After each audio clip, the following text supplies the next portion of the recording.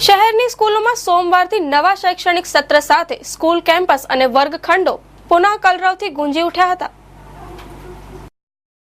શહેરની શાળાઓનું ઉનાળુ વેકેશન પૂર્ણ થયા બાદ સોમવારથી પુનઃ નવા શૈક્ષણિક સત્ર સાથે ધમધમી ઉઠી હતી। છેલ્લા 35 દિવસથી સ્કૂલ કેમ્પસ દિવાલો વર્ગો શાંતિ ભાસી રહ્યા હતા, જે પુનઃ એકવાર વિદ્યાર્થીઓના કિલ્લોલથી ગુંજી ઉઠ્યા હતા। વેકેશન ખુલ્યાના પ્રથમ દિવસથી શહેરની શાળામાં વિદ્યાર્થીઓની હાજરી ફૂલ જણાઈ આવી હતી।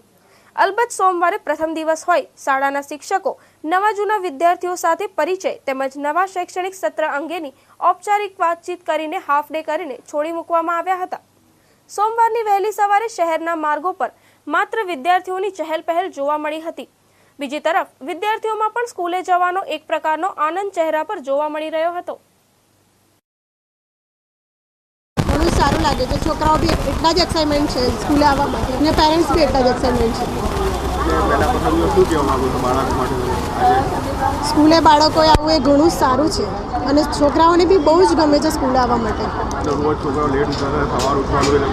હા, થોડો પ્રોબ્લેમ થાય છે પણ સારું, છોકરાઓની હેલ્થ માટે બી સારું હોય છે ને સવારે વહેલા ઉઠવું।